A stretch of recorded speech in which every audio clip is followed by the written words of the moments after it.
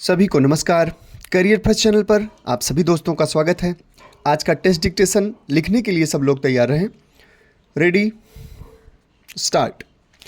लेकिन यह सब होते हुए भी यह बात माननी पड़ेगी कि इस देश की परिस्थिति ऐसी है कि जिसमें व्यक्तिगत आलोचना करने से लाभ नहीं होगा।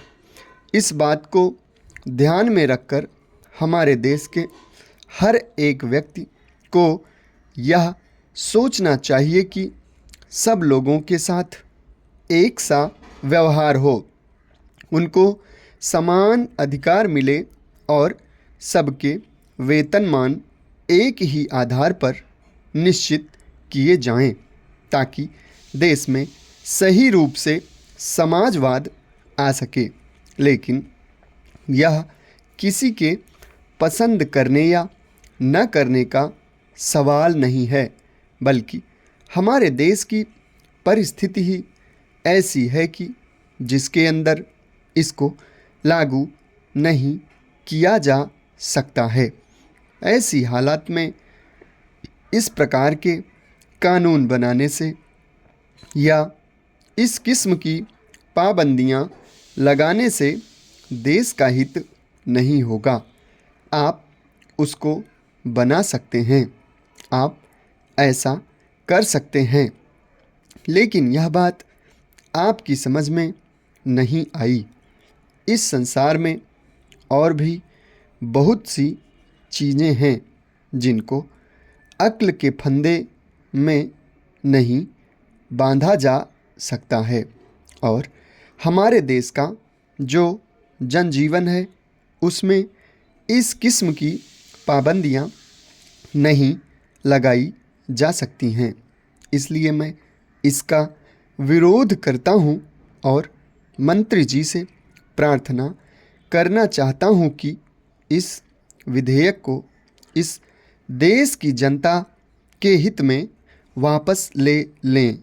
लेकिन इसका मतलब यह नहीं है कि मैं देश की प्रगति नहीं चाहता हूँ। यहाँ पर बहुत से माननीय सदस्य हैं जो कहते हैं कि वे इस बात का समर्थन करते हैं, लेकिन वास्तविक स्थिति यह है कि वे यहाँ तो आपका समर्थन करते हैं और बाहर इस बात का विरोध करते हैं।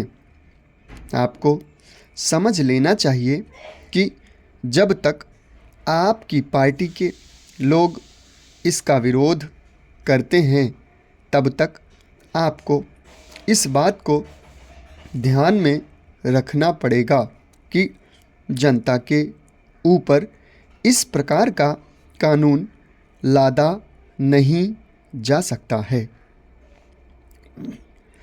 इसलिए मैं यह निवेदन करना चाहता हूं कि जब तक हम अपनी नीति में मूलभूत परिवर्तन नहीं करेंगे जिससे कि लोगों में विश्वास पैदा हो सके, तब तक आपकी नीतियां इस देश में सफल नहीं हो सकेंगी। आपको हर एक नागरिक को यह विश्वास दिलाना होगा कि गरीब से गरीब को भी किसी प्रकार से परेशान नहीं किया जाएगा और हर एक को रोटी, कपड़ा और मकान दिए जाएंगे। हर एक आदमी को विकास का पूरा मौका दिया जाएगा। तो मैं चाहता हूं कि सरकार इस सिद्धांत को स्वीकार कर ले और देश की जनता के सामने इस बात की घोषणा करे। जब तक ऐसा नहीं किया जाएगा और लोगों में विश्वास पैदा नहीं होगा, तब तक देश प्रगति नहीं कर सकेगा। समाप्त। धन्यवाद।